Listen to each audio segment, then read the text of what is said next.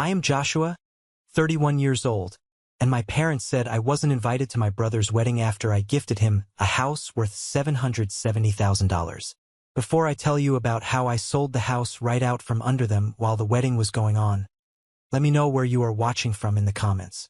The air conditioning in my car was running on low, humming a steady, quiet rhythm that contrasted sharply with the chaotic pounding of my own heart. I was parked exactly 200 yards down the street from 4142 Maplewood Drive. My hands were gripping the leather steering wheel so tightly that my knuckles had turned completely white. It was the 15th of June, a Saturday. The weather was one of those perfect, balmy summer evenings where the sky turns a deep, bruised purple just before the stars come out. But I wasn't looking at the sky. I was staring straight ahead, through the windshield, at the property I owned. The neighborhood was an exclusive, gated-style community where the houses sat far back from the street, surrounded by ancient, towering oak trees and manicured lawns that looked like velvet. And tonight, my house, the house I had purchased with my own blood, sweat, and tears, was the absolute center of attention. From my vantage point in the shadows, I had a perfect view of the driveway and the front lawn. It looked less like a residential home and more like a red carpet event in Hollywood. A valet service, hired specifically for the night, was busy parking a staggering parade of luxury vehicles. I watched as a pristine, snow-white Rolls-Royce glided up to the curb, its silver hood ornament catching the warm glow of the streetlights. Right behind it was a sleek, aggressive black Lamborghini, its engine purring with suppressed power. Across the street, a cherry-red Ferrari was parked diagonally, taking up 2 spaces because the owner clearly didn't care about neighborhood etiquette. A silver Porsche 911 sat right by the front walkway. These weren't just cars. They were declarations of wealth. They belonged to the family of the bride, Chloe, and their extensive network of high society friends, corporate executives, and generational trust fund kids. They were all here to celebrate the union of Chloe and my older brother, Caleb. The house itself had been transformed into a glowing palace.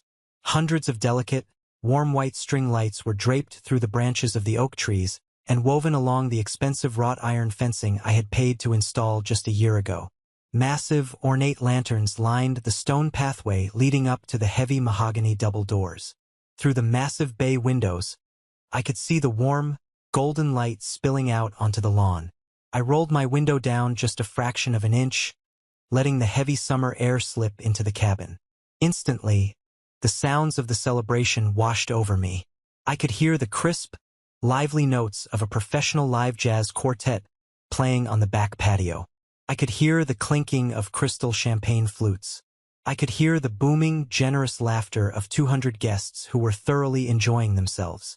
They were eating prime rib, drinking top-shelf liquor, and marveling at the gorgeous estate that the groom had supposedly provided for his new bride. They believed they were standing in the home of a highly successful, self-made man who came from a loving, supportive, tight-knit family. They were celebrating on hardwood floors that I had personally picked out and paid for.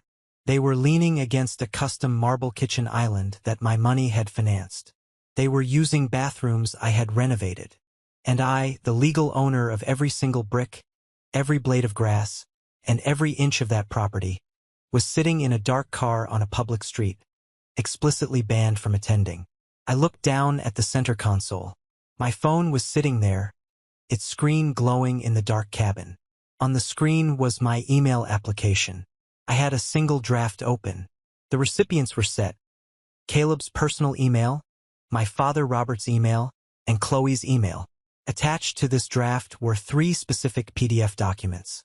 One was a legally binding bill of sale, finalized and recorded by the county. The second was a copy of the property deed, displaying my name and my name only.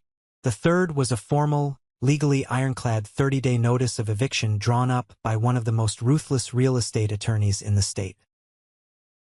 All I had to do was pick up the phone, press my right thumb against the small blue, send arrow, and the beautiful, expensive fairy tale happening 200 yards away would violently and irreparably shatter into a million unfixable pieces. I stared at the phone. A normal person might feel a rush of adrenaline. A normal person might be shaking with rage or sweating with the anxiety of what they were about to do. But I felt none of that. My chest felt hollow. It felt like a cold, heavy block of solid ice had settled right behind my ribs. I watched the silhouettes of the people inside the house moving past the windows. People who shared my blood. People who were supposed to protect me, love me, and stand by my side. How does a family get to this point? How does a brother become a complete stranger? How does a father become an enemy so toxic that you have to use a lawyer to speak to him? To understand why I was sitting in the shadows, ready to press a button that would destroy the biggest night of my brother's life, and to fully understand why he absolutely, unequivocally deserved every single second of the nightmare that was about to hit him, you have to know the truth. You have to know the history of the Mercer family. You have to know that the luxury, the smiles, the toasts, and the flawless image my father and brother projected to that wealthy bride were built on a massive, rotting mountain of lies. They thought they had won. They thought they had successfully erased me from the narrative, taken my money, and kept the prize. But what they didn't know, what no one in that 200-person reception knew, was that the roof over their heads still had my name on the deed. And I had just signed it away to a corporate buyer. Before I push this button, I need to take you back. Not a few months, not a couple of years. I need to take you back exactly 17 years, to a cold, miserable Tuesday in October. Because that was the day my mother took her last breath. That was the day the only real parent I ever had disappeared from the earth, and the heavy metal door of my childhood slammed shut forever, locking me outside in the cold. My mother, Sarah, was 38 years old when she died. It was ovarian cancer. It was fast. It was ruthless. And it stripped the life from the most vibrant, fiercely loving woman I had ever known. Before she got sick, she was the absolute anchor of our home. She was the gravity that kept our family from flying apart. More importantly, she was the only one who enforced fairness in a house governed by a man who didn't understand the word. If Caleb got a new pair of expensive baseball cleats for his season, my mother made sure I got the new basketball shoes I had been staring at in the store window. If Caleb got an hour of help with his history project, I got an hour of help with my algebra homework. She didn't believe in the concept of a golden child. She didn't play favorites. She believed a house could only stand if the foundation was even. But when she got sick, that foundation started to crack. When she passed away, it completely collapsed. I was 14 years old. I remember the funeral with a vivid, agonizing clarity. The sky was the color of bruised iron, heavy and gray, threatening rain but never quite breaking. The air smelled intensely of wet dirt, crushed grass, and those cheap, overpowering lilies they put in funeral homes.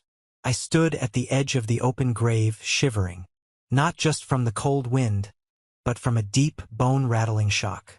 I was wearing a black suit that was a size too big, the sleeves hanging past my wrists. My father, Robert, stood on the opposite side of the casket. He didn't look at me once, not a single glance. Instead, he had his heavy, thick arm wrapped tightly around Caleb's shoulders. Caleb was 16 at the time, already built like a high school linebacker, taller than our dad. Caleb was staring at the ground, tears silently streaming down his face.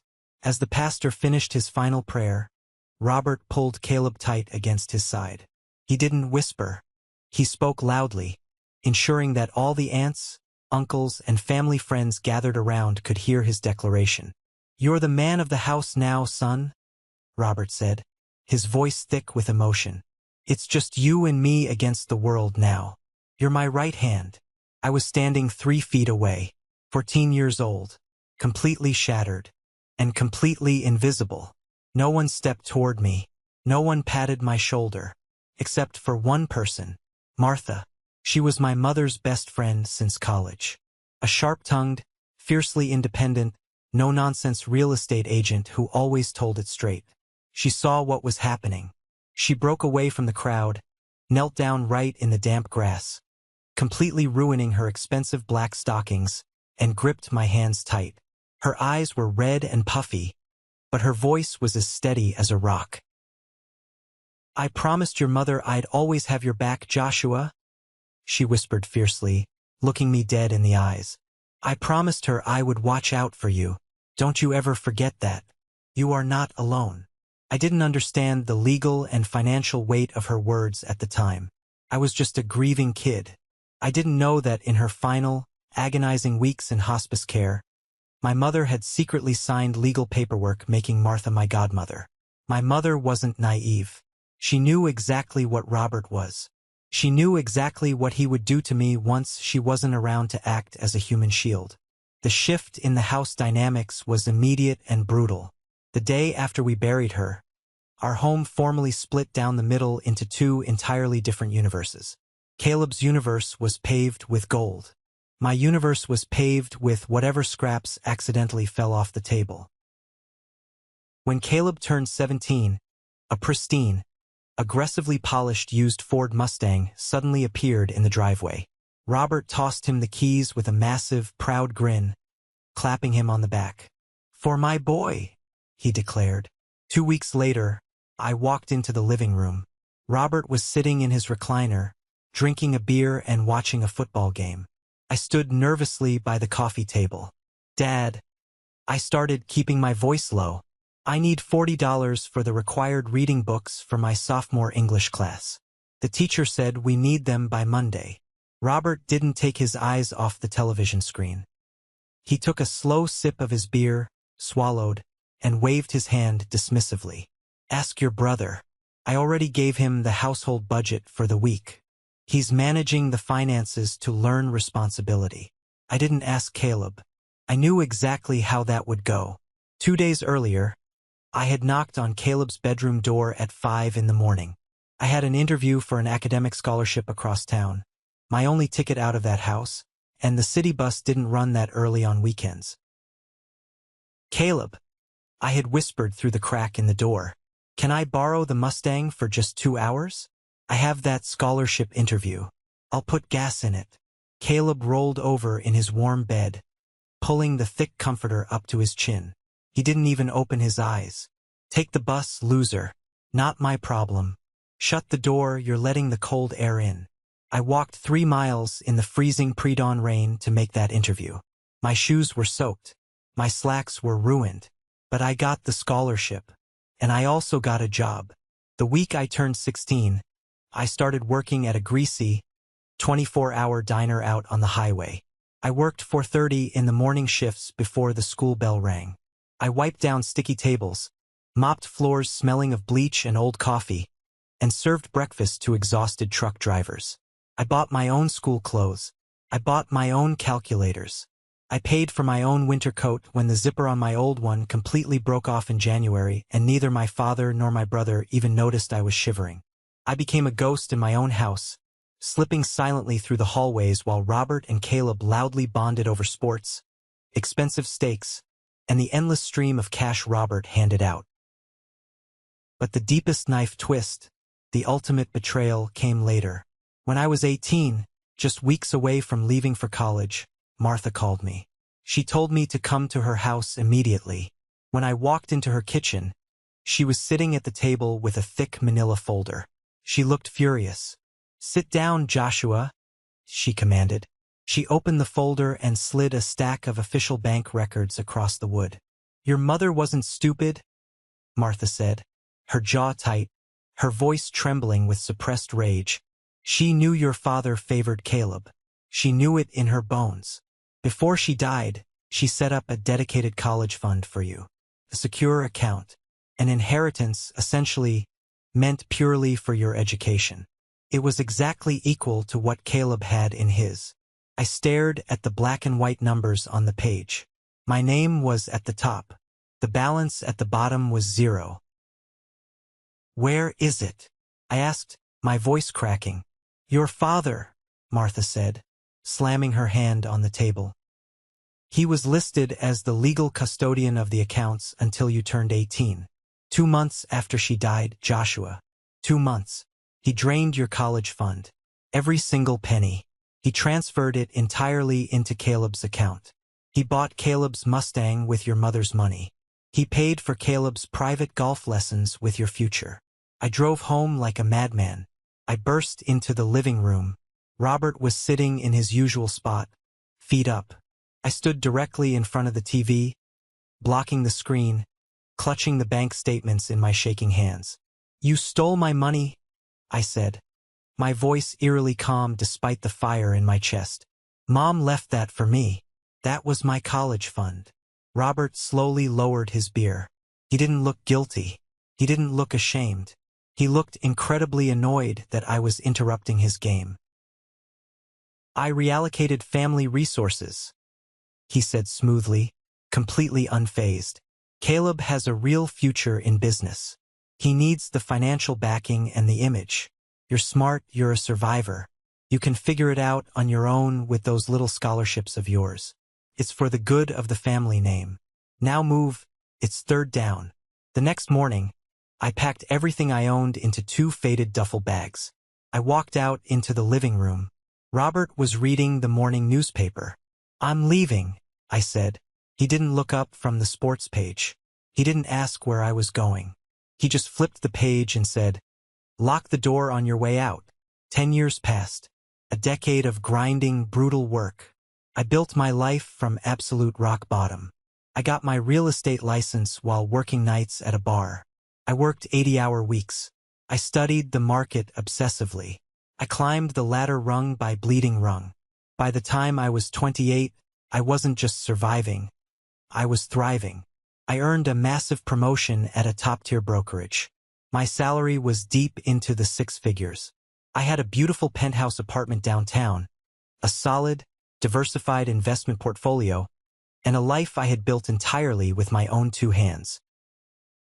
I never asked Robert for a dime. I never called him for holidays. He never called me for birthdays. I thought the past was dead, buried under layers of success and therapy. Then, on a random Thursday afternoon, his name flashed on my phone screen, and like a desperate, foolish child still craving a drop of water in a barren desert, I pressed answer. "Joshua," just my name.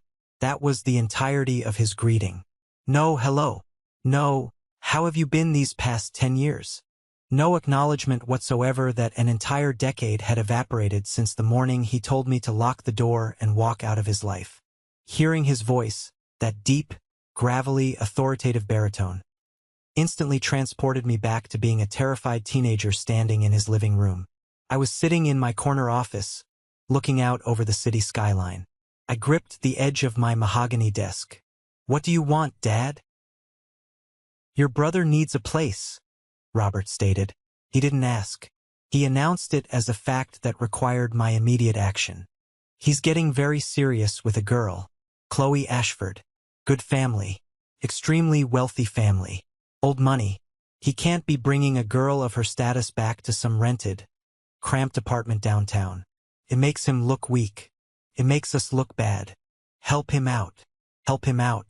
Like I was the family handyman being called in to fix a leaky faucet. Like I hadn't spent the last 10 years clawing my way out of the poverty he intentionally abandoned me in. I should have hung up the phone. I should have laughed out loud, told him to go straight to hell, and blocked his number forever. But human psychology is a twisted, pathetic thing. Deep down, beneath the expensive tailored suits, the luxury watches, and the undeniable professional success, there was still a 14-year-old boy standing at a gravesite, desperately waiting for his father to put an arm around him. A toxic, deeply ingrained part of my brain whispered a dangerous lie. If you do this, if you solve this massive, expensive problem for them, they will finally respect you. They will finally see you as an equal. You will finally earn your place at the table. "I'll look into the market and see what's available," I heard myself say. My voice sounded detached, like someone else was speaking. Within 2 weeks, I found the perfect house. It was a stunning, sprawling 4-bedroom colonial property in Maplewood, one of the most highly sought-after, prestigious suburbs in the metropolitan area. It had a massive, private backyard, a newly renovated chef's kitchen with quartz countertops, and a 3-car garage. The asking price was $770,000. Because of my connections and my capital, I bought it in cash, closing the deal in record time. When I sat down with Martha at our favorite coffee shop and told her my plan, she nearly dropped her ceramic mug. She stared at me across the small table, her eyes wide with a mixture of horror and profound disappointment. She looked at me the way you look at a person knowingly walking into oncoming traffic. "You are buying his love, Joshua?" Martha said, her voice sharp, cutting right through the ambient noise of the cafe. "It doesn't work that way. You can't purchase a family. A parasite doesn't fall in love with the host just because the blood tastes good. They will take this house, and they will still treat you like garbage. It's just an investment, Martha." I lied, unable to meet her gaze. I stirred my black coffee defensively. Property values in Maplewood are skyrocketing. I'm helping my brother get on his feet, and I hold an appreciating asset. It's just business. She slammed her hand flat on the table, making the spoons rattle. "Fine, but you listen to me very carefully, and you do not deviate from this. Do not, under any circumstances, put Caleb's name or Robert's name on that paperwork. You keep the deed solely in your name. You maintain absolute legal control. Promise me, Joshua." "I promise," I said softly. Looking back, listening to Martha was the single smartest thing I did in my entire adult life. Caleb moved into the Colonial a week later. I met him in the driveway to hand over the keys. He walked through the front door, looking around at the vaulted ceilings and the gleaming hardwood floors. He didn't ask whose name was on the deed. He didn't ask about the mortgage or the property taxes. He just snatched the keys from my hand, gave me a hard pat on the shoulder, and smiled a brilliant, practiced smile. "Thanks, little bro," he said smoothly. "This is perfect. I owe you one big time." He didn't owe me one. He owed me absolutely everything. And as the months ticked by, it became violently clear that he planned on paying me back with nothing but absolute erasure. The freeze-out didn't happen overnight. It was strategic. It started so slowly, so subtly, that I found myself making pathetic excuses for it. Thanksgiving rolled around, the first holiday since he moved into the house. I called Caleb a week prior, asking what time I should bring the wine and the turkey. "Oh man, I'm so sorry," Caleb said, his voice dripping with fake regret over the phone. "Chloe's entire extended family decided to fly in this year. Her parents, her aunts, her cousins. The house is going to be completely packed. We literally don't have enough chairs for everyone to sit down. It's going to be a madhouse. Let's definitely catch up next time. Okay? Maybe grab a beer. Next time." Christmas arrived a month later. I didn't even bother calling. I just sent a text asking what the plans were. "We're heading up to the Ashfords' private ski lodge in Aspen this year," Caleb texted back. "Just me, Chloe, and Dad.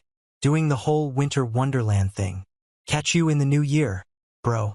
I spent Christmas Day eating lukewarm Chinese takeout alone in my penthouse apartment, watching snow fall against the glass.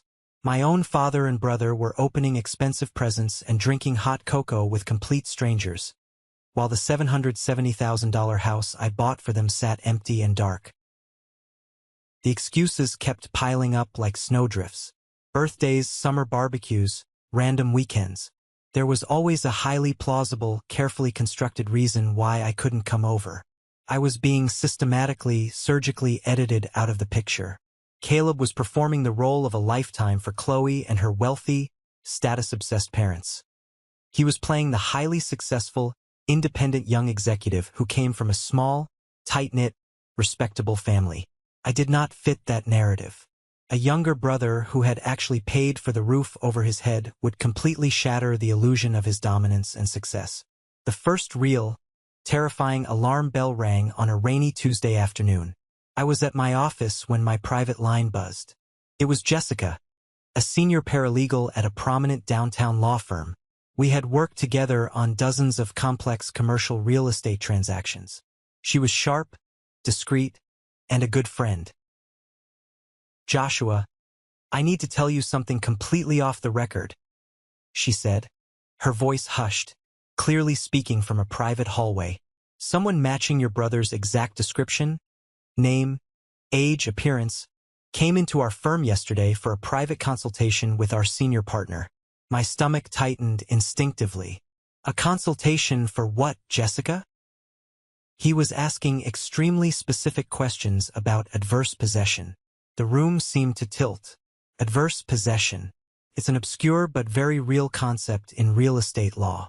If someone occupies a piece of property openly, continuously, and exclusively for a certain number of years without the legal owner's explicit permission, they can eventually petition the court to legally steal the title.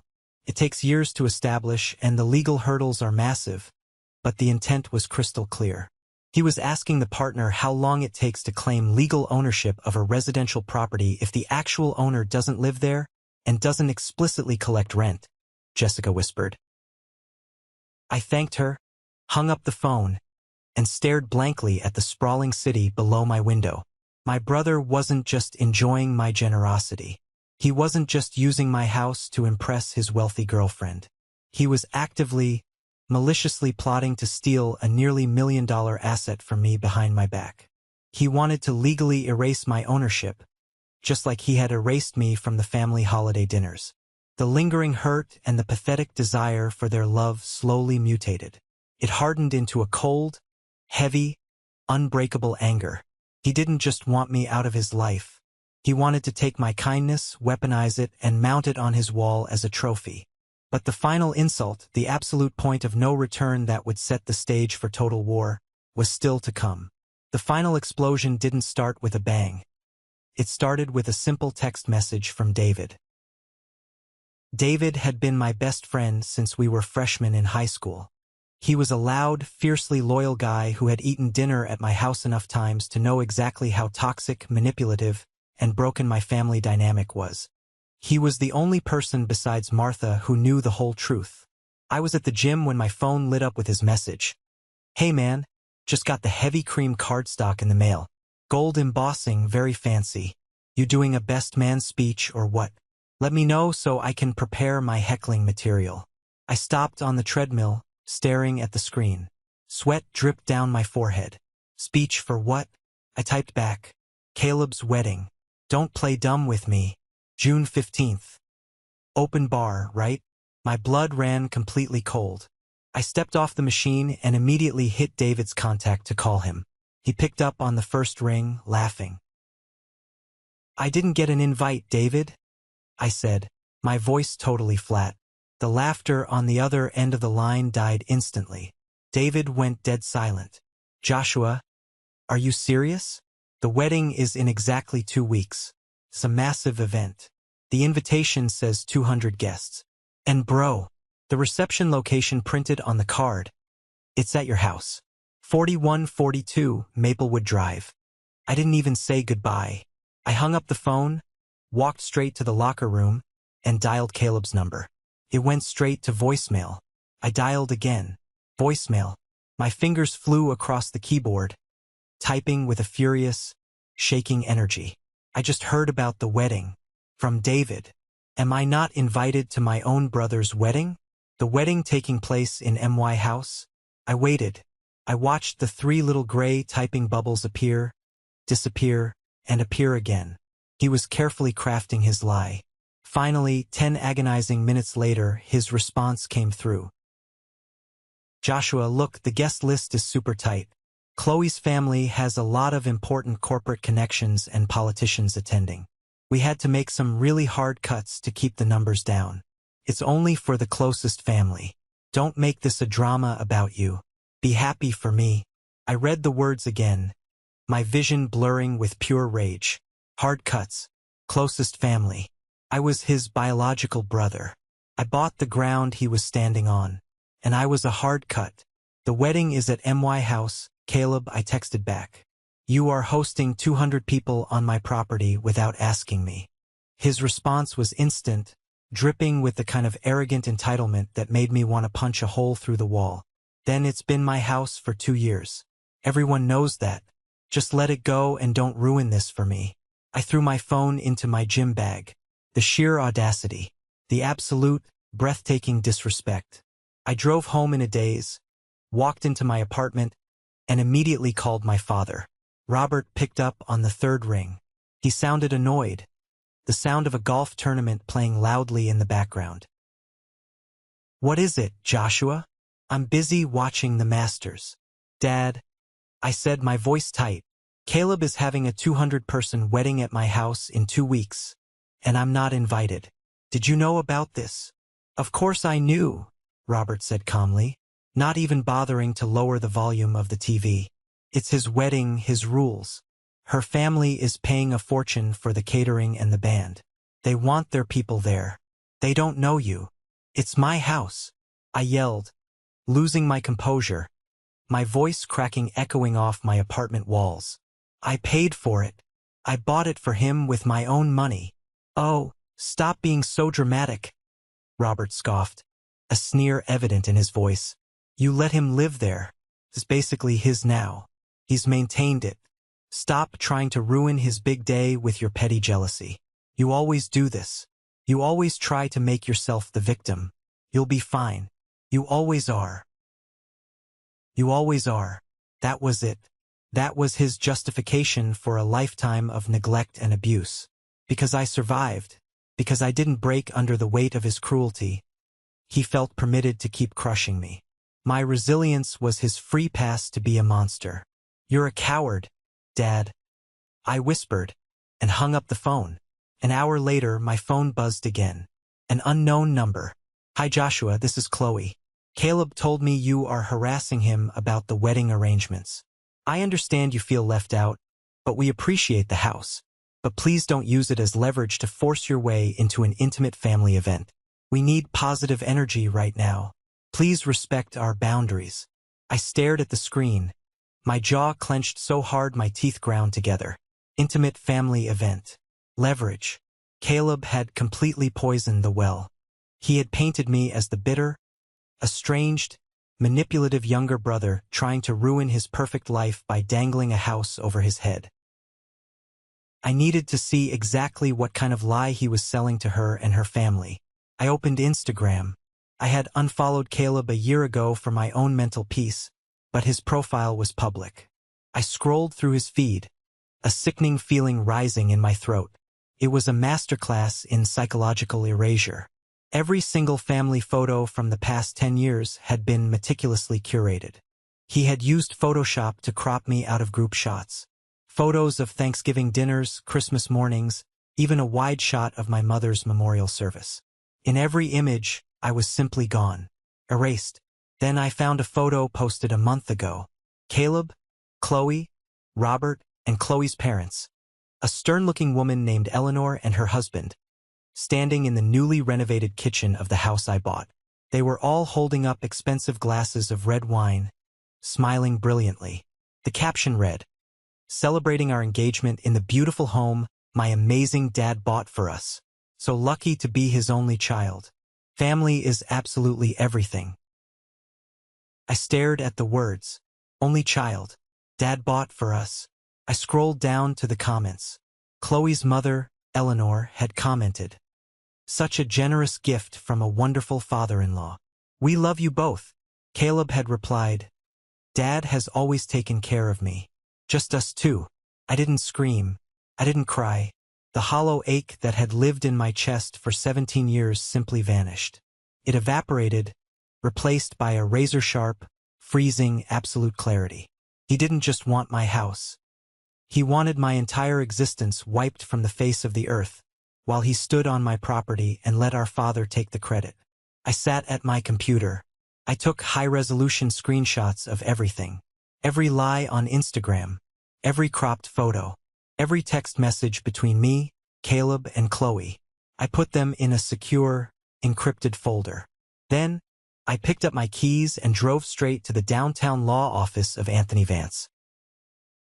Anthony was a ruthless, brilliant shark of a real estate lawyer. He wore suits that cost more than most people's cars, charged $800 an hour, and he was worth every single penny. I walked into his office, bypassed his secretary, and dropped the heavy manila folder onto his mahogany desk. Inside was the deed, the bank wire transfers, and the property tax receipts showing I had paid every dime. "I need to sell a house," I said, my voice dead calm. "Immediately, quietly, and I need the current occupants legally removed." Anthony adjusted his expensive reading glasses and reviewed the paperwork for 5 minutes in silence. He looked up, his eyes sharp. Is there a lease agreement? A verbal rental contract? Any written correspondence promising your brother equity or long-term tenancy? Nothing, I said. He pays absolutely no rent. I pay the property taxes. He has no legal standing whatsoever. Under the law, he is nothing more than a long-term guest. Anthony smiled. It was a terrifying, predatory smile. Then you possess absolute, unmitigated power, Joshua. The market is incredibly hot right now. I have a corporate buyer, an all-cash holding company out of Delaware, looking for premium rental properties in that exact neighborhood. They waive inspections. We can close this in 10 days. Clean, fast, brutal sale. Do it, I said without hesitation. But I have one condition. I want the closing date to be exactly June 14th. Anthony raised an eyebrow, looking at his calendar. The day before the wedding? Exactly, I said. He wanted a family without me in it. He wanted an only child narrative. Fine.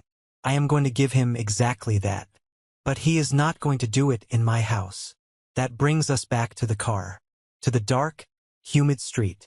To the evening of June 15th. The transaction had executed flawlessly. At exactly 2 p.m. the day before, the title agency had recorded the transfer.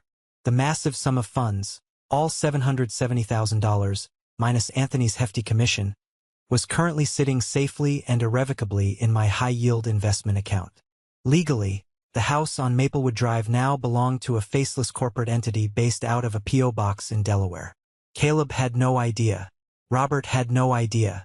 Chloe's wealthy, arrogant family had no idea. They were currently drinking top-tier champagne and dancing inside a building they were legally trespassing in. My phone buzzed loudly on the passenger seat, vibrating against the leather. It was a text from David. He was my man on the inside, sitting at table number 4, deep in the belly of the beast. David, they're starting the speeches. The bride's mom, Eleanor, just gave a toast talking about how proud she is of Caleb's self-made success and strong family roots. I might literally throw up on the centerpiece. I typed back quickly, hold your ground. Do not say a word yet. Wait for the signal. David, Caleb is standing up now. He's grabbing the microphone. The crowd is getting quiet. I rolled down my window completely. The night was still and quiet enough that, beneath the ambient noise of the party, I could hear the faint, amplified booming of a microphone coming from the backyard patio. I couldn't make out the exact words through the trees, but I didn't need to. David was live texting the transcript like a court reporter. David, he's thanking Chloe, saying she's the love of his life. Blah, blah, blah. David, now he's talking about Robert. He's looking right at him. David, Joshua, I swear to God. He literally just said, I want to thank my dad, my rock, for always being there for me, and for helping me secure this beautiful home to start my new family. Since Mom passed, it's just been the two of us left against the world, and it means everything. Just the two of us left. I looked at the digital clock glowing on my dashboard. It read 8:46 p.m. I opened my email app. The draft I had prepared earlier was waiting. The recipients were locked in. Caleb, Robert, and Chloe. The subject line was intentionally left blank. The body of the email was brief, clinically precise, and devoid of any emotion. Caleb. The residential property located at 4142 Maplewood Drive has been legally sold. The financial transaction closed and the title transferred on June 14th. You have 30 days to vacate the premises entirely, effective immediately. Attached to this email are the finalized bill of sale, the original deed showing my sole ownership, and your formal, legally binding notice of eviction. I wish you both a happy marriage. Joshua Mercer. I double-checked the attachments. 3 PDFs. The deed, the sale contract, the eviction notice on Anthony Vance's imposing law firm letterhead. The clock ticked to 8:47 p.m. I pressed send. I sat back heavily against the leather seat of my car and took a deep, shuddering breath. The missile had left the silo. There was no calling it back. Now I just had to watch the impact. My phone buzzed instantly. It was David calling. I snatched it up and answered, putting him on speakerphone, turning the volume all the way up. "I'm keeping my phone hidden in my breast pocket," David whispered rapidly, his voice tight with adrenaline. "Just listen. Do not say anything." Through the phone, I heard the crisp, high-fidelity ambient noise of a high-end wedding reception. Glasses were clinking, people were laughing gently, and Caleb was still talking. Then the music abruptly faded down. "Wait," I heard a woman's voice say over the microphone. It was Chloe. "Caleb, your phone just buzzed on the table. Who is emailing you right now during our speech?" "Probably just spam. Babe, ignore it. Let's cut the cake." Caleb's voice sounded slightly nervous, trying to project his usual effortless charm to the crowd. "It's from someone named Joshua," Chloe said. Her voice sharpened, losing its sweet bridal tone. "Who is Joshua?" There was a heavy, suffocating pause. I could imagine the color draining from Caleb's face. "Nobody," Caleb said quickly, his voice tight. "Just a guy from work. Just an old colleague." "Give me the phone, Chloe, please." "No," Chloe said sharply. I could hear the rustle of heavy silk fabric as she pulled away from him. He attached documents. "Wait. What is this?" Silence stretched over the phone line. 10 seconds. 15. It was the kind of absolute, dead silence that completely sucks the oxygen out of a room. 200 people were holding their breath. "Caleb?" Chloe's voice trembled, rising in pitch until it was almost a shriek. "This is a property deed. To this house. It says the sole owner is Joshua Mercer. And, oh my God, this is an eviction notice. What is going on?" Low, confused murmurs began to ripple through the massive crowd. "Let me see that phone." A sharp, incredibly authoritative voice cut through the noise like a machete. It was Eleanor, Chloe's mother, the terrifying matriarch of the wealthy Ashford family. I could hear her snatch the device from her daughter's hands. "Robert!" Eleanor barked into the microphone, her voice echoing off the surrounding houses. "Get up here right now. Eleanor, please, let's not make a scene in front of our guests." Robert's voice was placating, dripping with false confidence and panic. "It's a misunderstanding. It's a cruel prank. A scam. A scam." Eleanor's voice was like a cracking whip. "This is a registered bill of sale from Anthony Vance's law firm. I know Anthony Vance. It says the house was sold yesterday by Joshua Mercer. Who the hell is Joshua Mercer? And why is he evicting my daughter onto the street on her wedding night?" "He's crazy," Caleb shouted, his voice cracking with pure, unadulterated panic. "He's a distant, estranged cousin. He's obsessed with me. He forged this paperwork to ruin my life. That was it. That was the cue David had been waiting for." "He's your brother." David's voice boomed over the crowd. He didn't have a microphone, but he didn't need one. He projected his voice with the fury of a man who had watched his best friend get abused for over a decade. I grinned fiercely in the darkness of my car. "What did you just say?" Eleanor demanded, her voice dropping to a lethal whisper. "His name is Joshua Mercer," David yelled, ensuring every single one of those 200 wealthy guests heard him loud and clear. "He is Caleb's younger, biological brother. And he is the man who bought this house for Caleb 2 years ago with his own hard-earned money. Caleb lied to you. Robert lied to you. Joshua paid for this roof. And you people wouldn't even let him in the front door tonight." Pandemonium. Utter chaos erupted through the phone speaker. Guests were gasping loudly. Whispers turned into loud arguments. Chairs scraped violently against the patio stones. "Caleb, is this true?" Chloe was sobbing hysterically now. "You told me you were an only child. You swore to me your dad bought this house. Chloe, baby, please listen to me. I can explain." Caleb pleaded, his voice breaking into a pathetic whine. "Don't you dare touch her," Eleanor roared. The sound of a crystal glass shattering violently echoed loudly through the phone. You lied about your own family? You erased your own brother? You pretended to own a home you were freeloading in? You are a pathetic, broke fraud.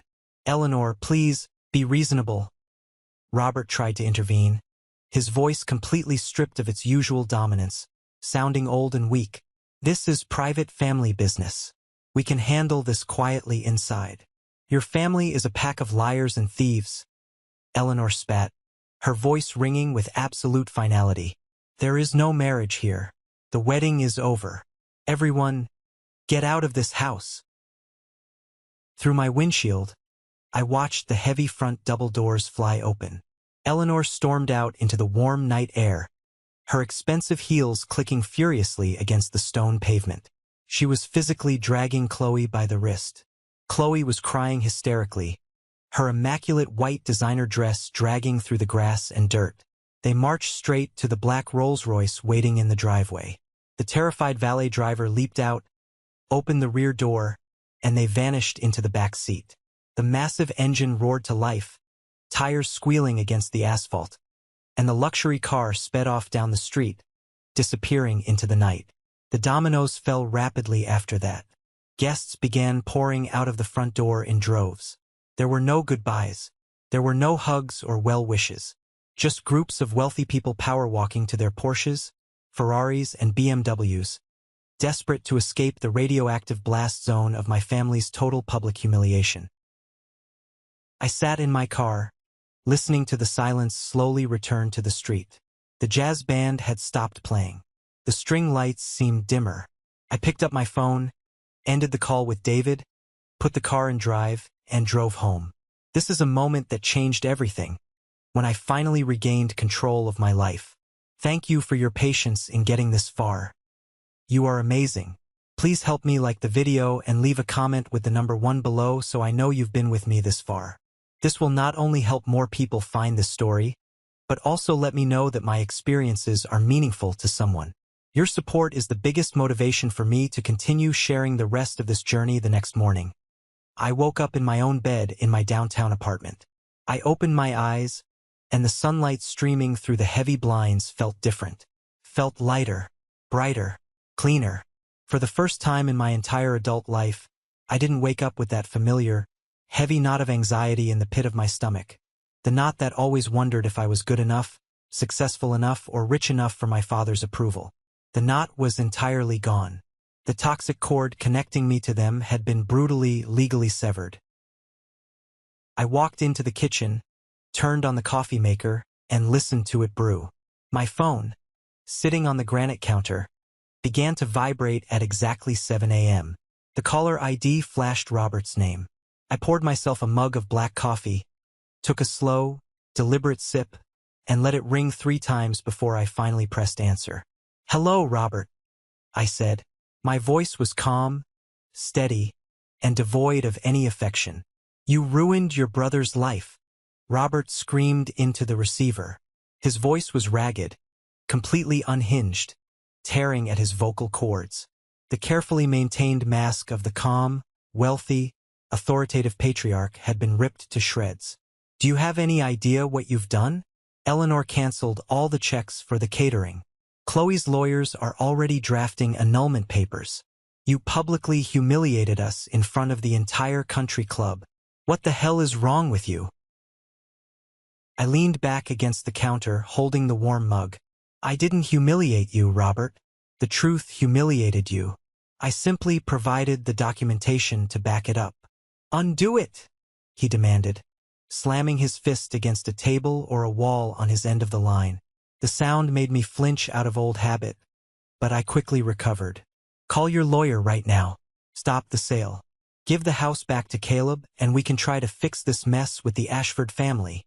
"The money is already sitting in my account," I replied, my voice as cold and flat as a frozen lake in winter. "The house belongs to a massive corporate holding company now. They don't care about your feelings. They don't care about Chloe Ashford, and neither do I.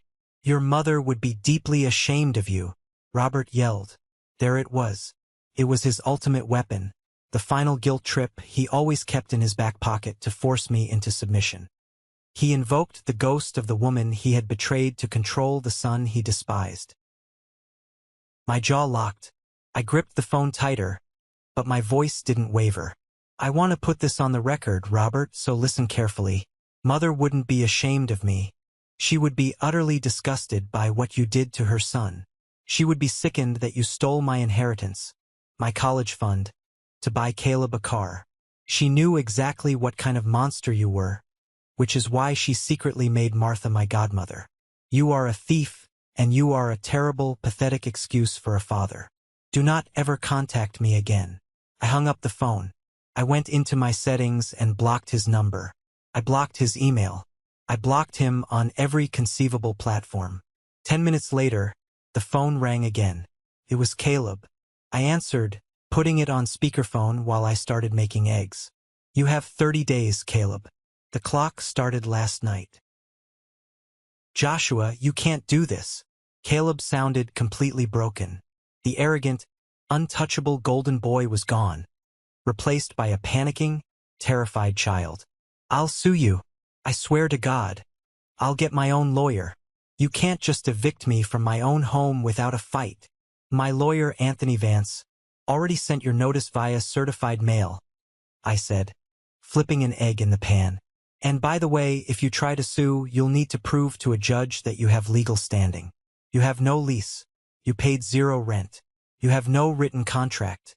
Any lawyer who takes your case will just be stealing your money. Legally, you are a squatter. You have nothing. There was a long, pathetic silence on the line.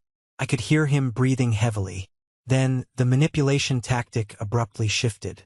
The anger vanished, replaced by a whining, begging tone that made my skin crawl with secondhand embarrassment.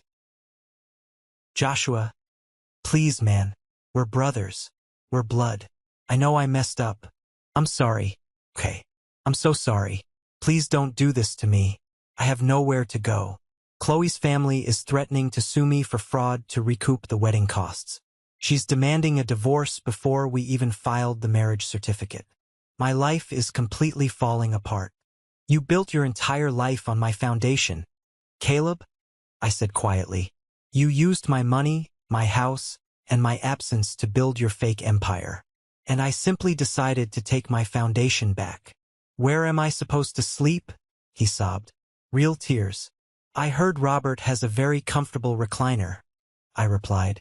You can sleep on it while you figure out how to get a real job. You have 30 days to pack your boxes before the corporate buyer sends the county sheriff to physically drag you out onto the curb. Have a nice life, Caleb. I ended the call. I blocked his number, too. I walked over to my laptop sitting on the dining table and opened my secure banking application. The screen loaded, and there it was. The balance. A massive, 7-figure number staring back at me in bold green font. $770,000 of cleared, untethered, legally pristine funds. I stared at the numbers until my eyes watered. It wasn't just money. It was freedom. It was a heavy, impenetrable suit of armor. It was the physical, undeniable proof that I had survived them, outsmarted them, and finally broken out of the prison they had kept me locked inside since I was a grieving teenager in an oversized suit. The brutal storm had finally passed. The toxic, suffocating debris of my family had been completely swept away by the flood. The house was gone. The fake, opulent wedding was ruined. The lies they had carefully constructed for years were exposed to the harsh light of day. And standing in the quiet, absolute peace of my own kitchen, looking out over the city that I had conquered on my own, I knew with absolute certainty that I would never, ever let anyone make me feel like a ghost in my own life again. 6 months passed. Half a year since the night the wedding completely imploded on the front lawn of the Maplewood house. Time is a strange thing. When you are trapped in a toxic family dynamic, time feels like a heavy chain dragging behind you. Every holiday, every phone call, every forced interaction feels like a grueling marathon you never signed up to run. But once you finally take a pair of bolt cutters to that chain, time suddenly feels light. It moves freely. The immediate aftermath of the eviction and the canceled wedding was like watching a slow-motion train wreck from a very safe, comfortable distance. I didn't have to do anything. I didn't have to make any calls, spread any rumors, or defend my actions to anyone. The truth has a remarkable way of doing its own heavy lifting, especially when there are 200 very wealthy, very angry witnesses involved. You cannot put the truth back in the bottle once it has been spilled all over the expensive hardwood floors of a high society event. Within a single week, the story had traveled through every elite circle my father and brother had spent years carefully infiltrating. The country club, the neighborhood association, Robert's weekly golf foursome, Chloe's exclusive sorority alumni network, and Caleb's corporate office. The specific details varied depending on who was gossiping over their martinis, but the brutal skeleton of the story remained completely identical in every telling. The groom's younger brother bought him a massive house, got entirely erased from the family narrative, and then legally sold the house right out from under the groom on the exact night of the wedding reception. Eleanor Ashford, Chloe's terrifying mother, made absolute sure the narrative stayed accurate. She told her high-end book club. She told her charity gala committee. She told anyone who would listen. Her exact words, passed along to me by David, were lethal.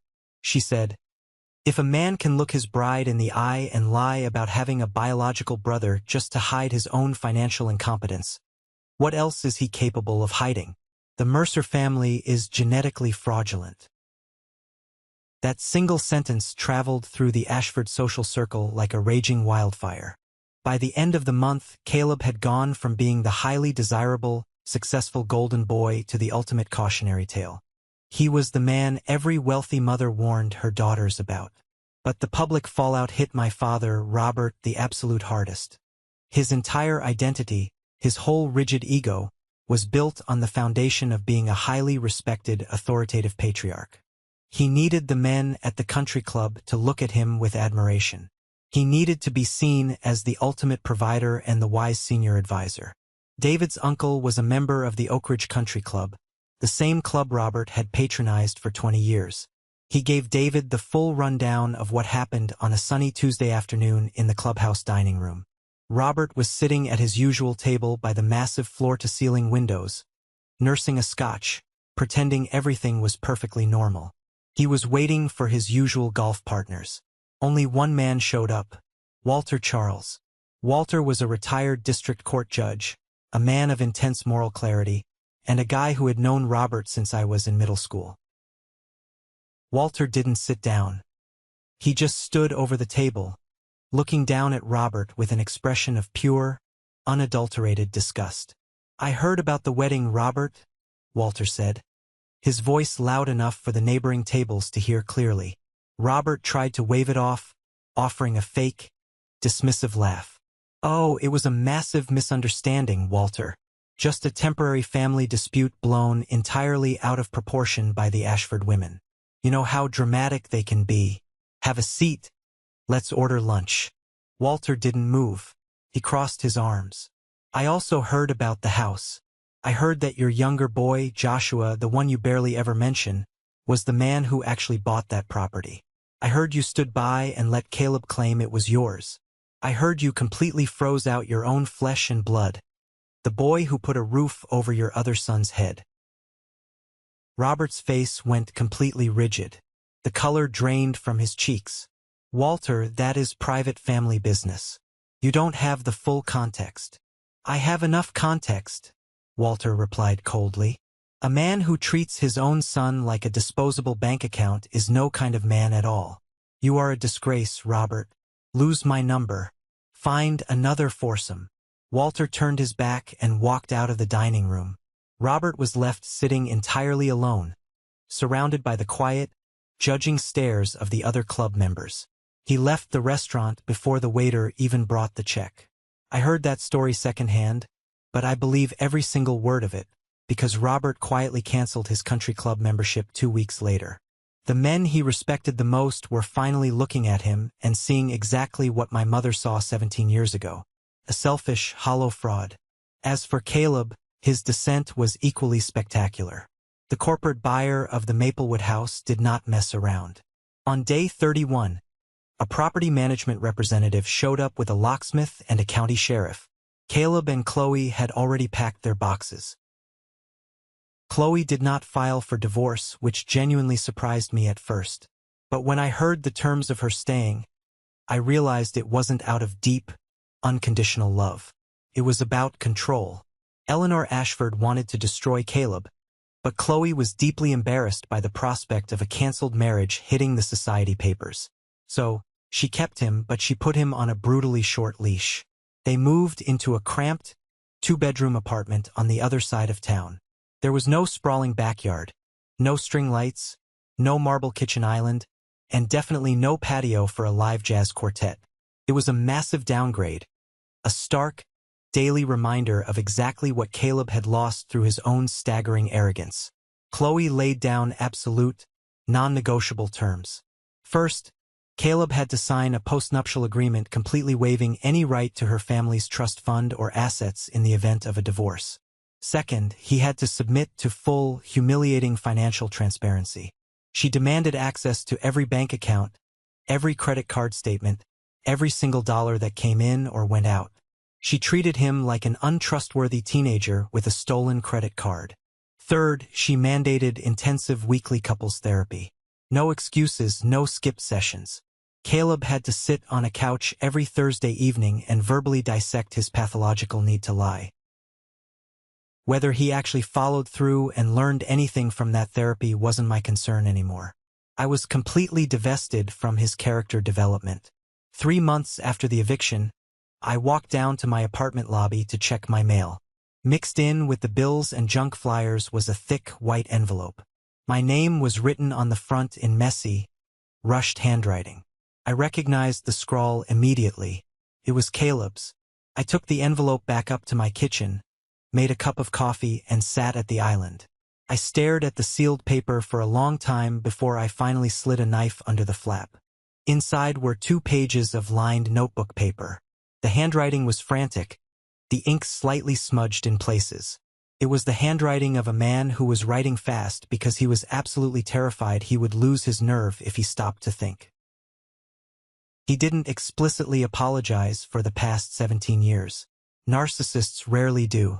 But he wrote things I never thought I would see on paper. Joshua, the letter began. I know I messed up. I know I destroyed everything. The apartment we live in now is tiny. Chloe looks at me like I am a stranger every single morning. Her mother treats me like a criminal. Every time I try to defend myself, they bring up the deed to the Maplewood house. They bring up your name. I don't know how to fix this. I don't know how to get my life back to where it was. Chloe keeps asking me specific questions about you, about our childhood, and I don't even know what to tell her because I realize I don't actually know you anymore. And I know that is entirely my fault. I took you for granted. I thought you would always just be there, fixing things, taking the hit. I was wrong. I read the letter twice. I absorbed the words. I let the reality of his misery wash over me. I didn't feel a triumphant rush of joy. I didn't feel the urge to call him and rub salt in the wound. I just felt a profound, quiet sense of closure. He was finally experiencing the consequences of his own actions. The protective bubble Robert had built around him had popped. I carefully folded the 2 pages, walked into my bedroom, and placed the letter in the bottom drawer of my nightstand. I closed the drawer. I didn't write back. I didn't call him. Not because I actively hated him with a burning passion anymore, but simply because I wasn't ready. And for the very first time in my 31 years of life, I allowed "not ready" to be a complete, valid sentence. I didn't owe him my forgiveness just because he was finally uncomfortable. Robert never reached out. No letter, no angry voicemail, no passive-aggressive messages passed through relatives. Just absolute, deafening silence. It was the exact same silence he had given me my entire childhood whenever I needed a father. Except now it was the only language he had left to speak. I didn't wait by the phone for him. I was completely done waiting for a train on a track that had been torn up a decade ago. While their lives were shrinking, mine was expanding. I had $770,000 sitting in my high-yield account. My lawyer, Anthony, advised me to dump it into a diverse index fund or buy another commercial property. From a strictly financial standpoint, he was absolutely right. But every time I looked at that massive number on my banking app, it felt heavy. It felt like blood money. It was the physical manifestation of my trauma, a refund for a childhood I could never get back. I didn't want to just invest it and watch it grow. I wanted to cleanse it. I wanted to turn poison into medicine. I called Martha. We met at Anthony's lavish downtown office on a rainy Tuesday afternoon. We sat around his massive mahogany conference table. I slid a heavily researched proposal across the polished wood. Anthony put on his reading glasses, and Martha leaned in to look at the paperwork. "I don't want to keep this money," I said, my voice steady and certain. "I paid off the last tiny fraction of my student loans last week. My salary is more than enough to sustain my lifestyle. I want to build something with this capital. Something permanent." Martha looked down at the first page of the document. Her hand flew up to cover her mouth, and her eyes instantly filled with tears. Printed in bold black letters at the top of the page were the words, "The Sarah Mercer Foundation." "I want to establish a scholarship and grant fund," I explained, looking at Martha. "A fund specifically designed for young adults between the ages of 18 and 24 who have lost a parent and find themselves completely cut off from financial support. Not just a standard college fund for tuition. I want this to cover the practical, terrifying things that nobody thinks about when a kid is suddenly orphaned or abandoned. I want it to cover professional licensing fees. I want it to cover first and last month's rent for their first apartment. I want it to cover emergency medical bills or the cost of a reliable used car so they can actually get to a job interview in the freezing rain." Anthony took off his glasses and looked at me with a rare expression of genuine respect. "This is a substantial amount of seed capital, Joshua. Properly managed and invested in a trust, this foundation could operate in perpetuity. We can set up a board of directors. We can ensure the disbursements are tax-exempt. I want you to handle the legal framework, Anthony," I said, "and I want Martha to be the president of the board. Nobody knew my mother's heart better than her. She knows exactly how to spot a kid who needs a real lifeline, not just a handout." Martha stood up from her leather chair, walked around the massive table, and pulled me into a fierce, bone-crushing hug.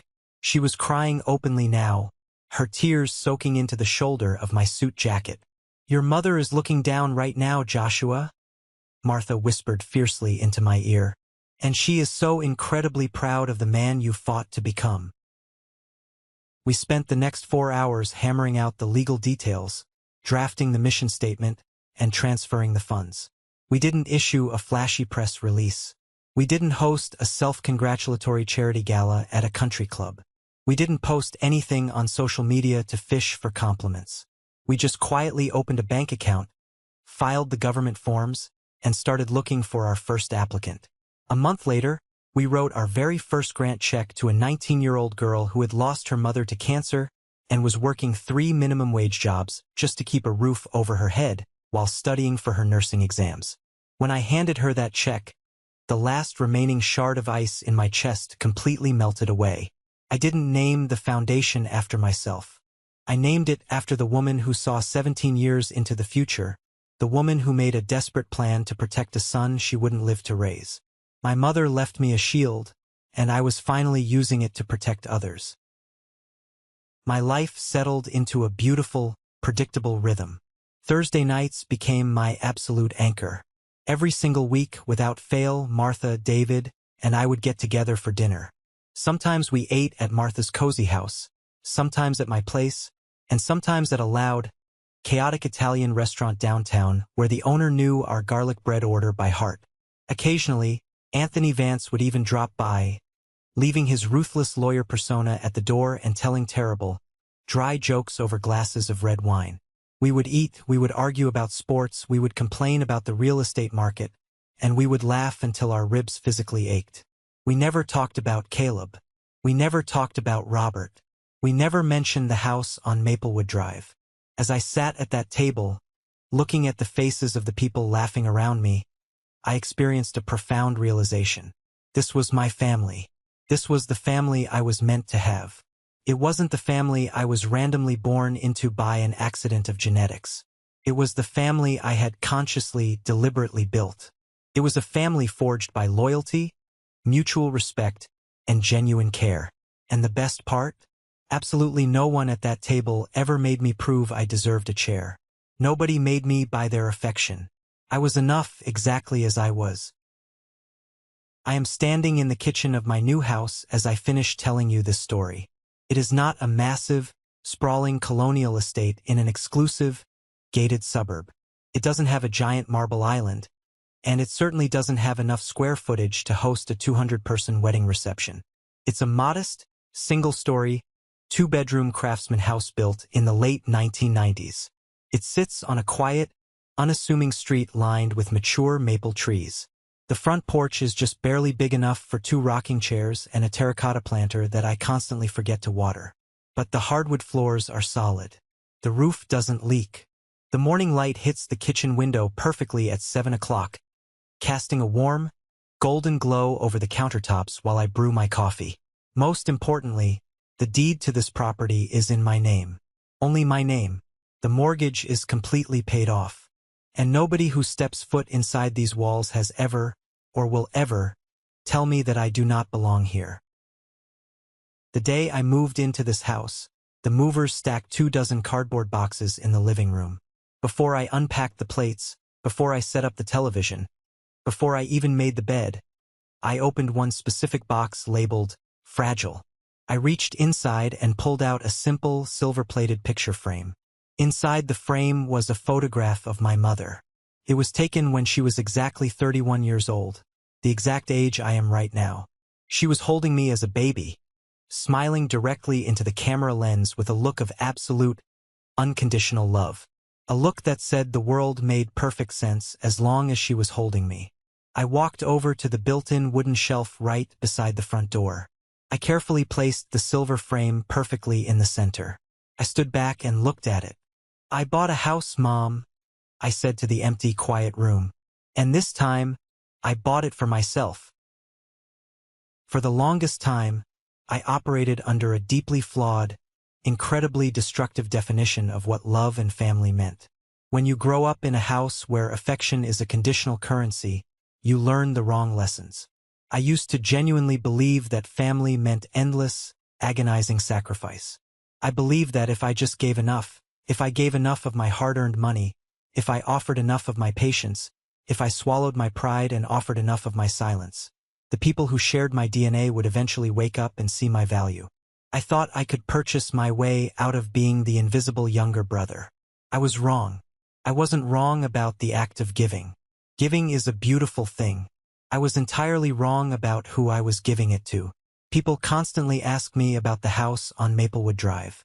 They ask if I regret pressing send on that email.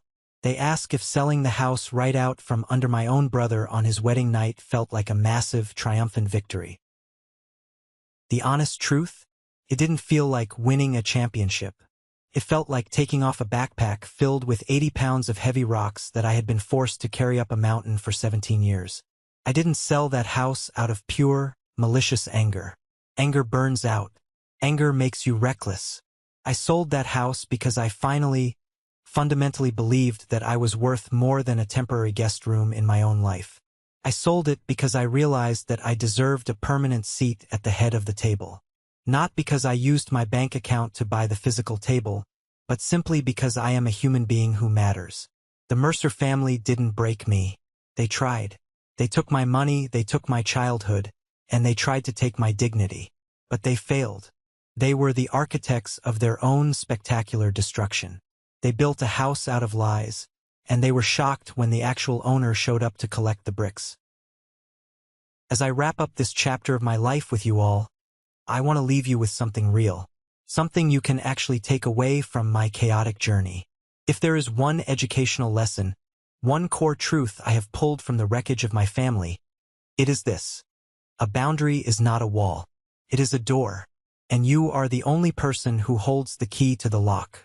If you are currently trapped in a dynamic, whether it is family, a friendship, or a romantic relationship, where you are constantly the one giving, bleeding, and sacrificing, while the other person is only taking, complaining, and demanding more, If your love and your generosity are treated like a free subscription service they can cancel or ignore whenever it becomes inconvenient for them, you need to hear this.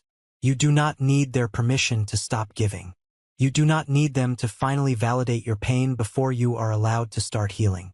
You do not need to wait for an apology that is never, ever going to come. You have the absolute, undeniable right to pack up your emotional bags, walk out the door, and turn the lock. Protecting your peace is not a selfish act. It is the ultimate act of self-preservation. You cannot pour fresh water from an empty, shattered cup. I want to hear from you now. I want you to take a moment and think about this story. What is the one perspective, the one lesson about family, money, or boundaries that resonated with you the deepest? Share your thoughts in the comments below. Let's create a space where we can learn from each other's scars. Or, if you simply resonated with the message and want to show your support, just drop the word "good" in the comments section. It lets me know that my story, and the pain it took to get here, brought some value to your day. It lets me know I am not speaking into an empty void. Thank you for spending your time with me. Thank you for listening to my story. Remember, you were never too much for them to handle. They were simply offering far too little. Take care of yourselves, protect your peace fiercely, and I will see you in the next video.